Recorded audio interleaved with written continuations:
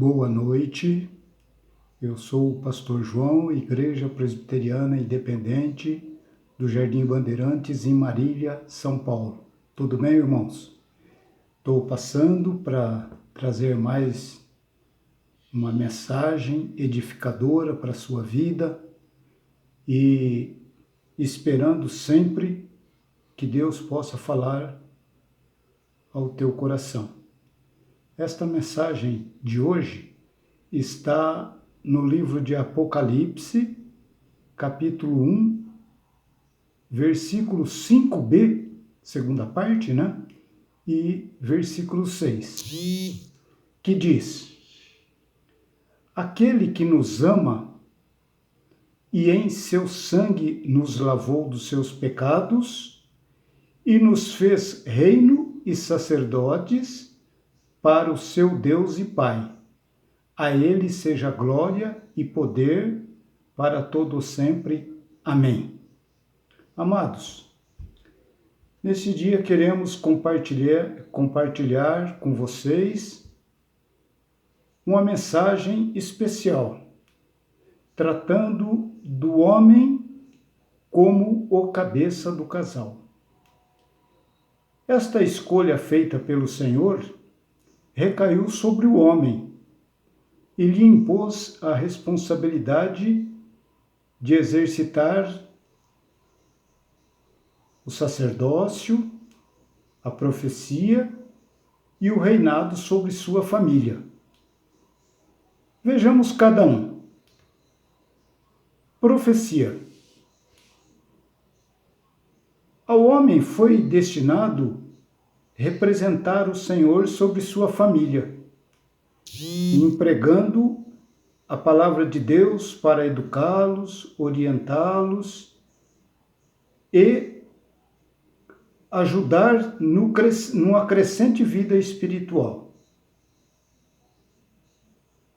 Sacerdócio do lar. Ao homem cabe representar os seus perante Deus, apresentando-os em oração, súplicas e toda a necessidade espiritual. Reinado. Ao homem foi-lhe conferido reinar sobre sua família, além do sacerdócio e profecia, nas necessidades materiais, desenvolvimento, capacitação e todo o cuidado que se verificar em função da imaturidade dos filhos e ao conforto para a esposa. Para maior entendimento, nós fomos buscar no Velho Testamento e resgatamos o exemplo de um homem com perfil ideal para o exercício da profecia, sacerdócio do lar e reinado. Se trata de um dos pais na fé, de nome Noé. Diz as Escrituras Sagradas em Hebreus 11, versículo 7, que Noé foi avisado divinamente das coisas que ainda não se viam, sendo ele temente a Deus. E em Gênesis, no capítulo 6, versículo 9, o texto diz que Noé era homem justo e íntegro em suas gerações e andava com Deus. Irmãos, isto nos faz entender que Noé tinha ascendência sobre seus filhos e sua esposa era virtuosa, pois ele recebeu de Deus a incumbência de fazer a arca do dilúvio, porém recaiu sobre toda a família, sobre sua esposa, sobre seus filhos, eu acredito, sobre as esposas dos filhos, e esta família unida, de acordo com aquilo que Deus tinha anunciado e revelado a Noé, se integraram na batalha da construção da arca do dilúvio. Ali, Deus falou com Noé, dando todas as medidas e todos os materiais utilizados na construção da arca. Irmãos, isto ocorreu numa época que não se tinha notícia de chuvaradas. Diz os historiadores que naquela época apenas ocorriam vapores que molhavam a terra durante a noite e, com certeza, provia de água os viventes. Então, assim, eu falando com Deus, eu vi na vida de Noé o homem ideal para abraçar um compromisso tão grandioso, sendo que ele não conhecia aquilo que Deus estava lhe pedindo. Simplesmente abraçou e desenvolveu da forma que Deus lhe passou. Isto é fé. Isto é comprometimento com Deus. Isto é exercitar o compromisso com Deus. Isto é saber que Deus tem todos os projetos na nossa vida, do princípio ao fim. Então eu vejo ainda que no capítulo 6, versículo 9, o texto diz que Noé era homem justo e íntegro em suas gerações e andava com Deus. Aí está o motivo por que recaiu sobre ele a escolha de Deus. Justo, íntegro e andava com Deus.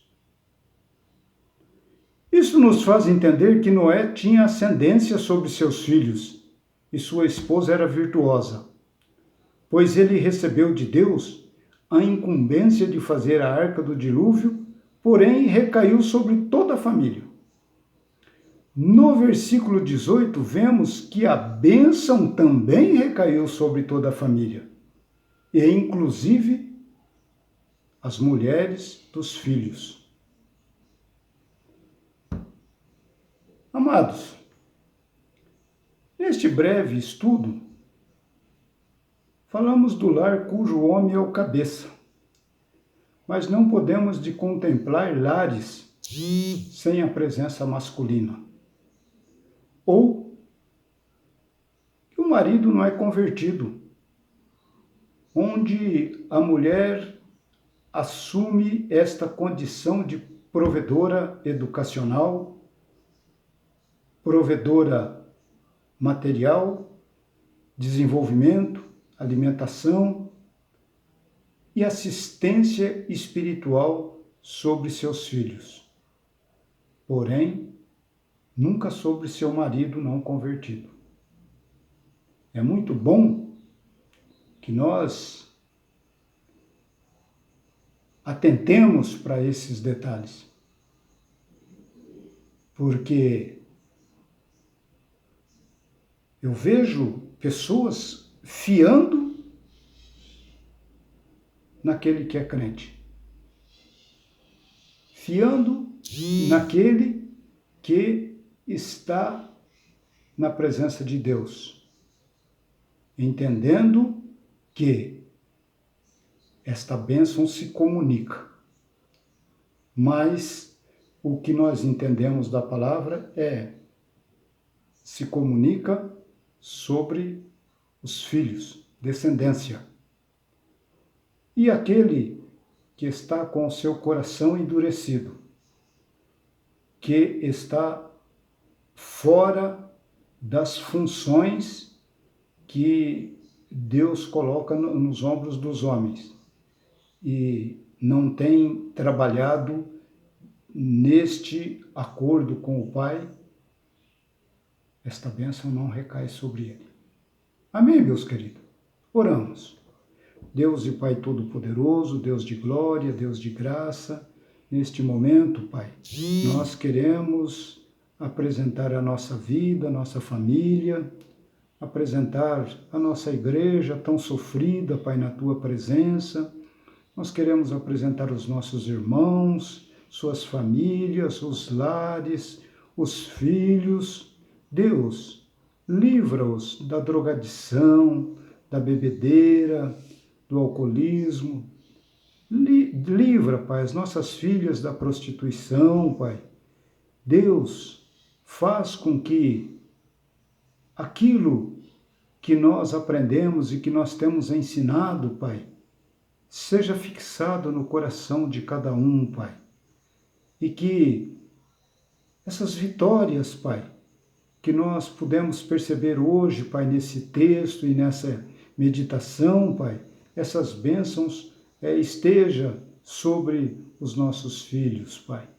Meu Deus, eu ainda te peço que o Senhor coloque seus anjos, Pai, nos quatro cantos do mundo, Pai, para que eles ali estejam com espadas desembainhadas, Pai, lutando, Pai, contra esses males da vida, Pai, essas destruições, esses descaminhos, Pai, da imoralidade, Pai.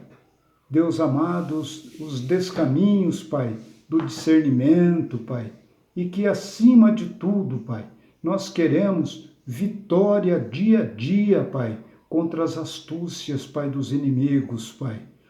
Os inimigos do Senhor, Pai, que são o capeta, Pai, e seus demônios, Pai, que tanto têm atormentado a vida, Pai. Ó Deus amado, daqueles que se entregam a Ti, Senhor. Deus, mas nós sabemos que a Tua misericórdia é grande, Pai. Então começa a cuidar, Pai, ó Deus amado, de cada um, Pai, de nós, e o Seu nome seja, Pai, louvado e bendito por todos sempre. Amém.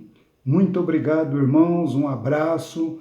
Deus abençoe a todos, em nome de Jesus. Amém.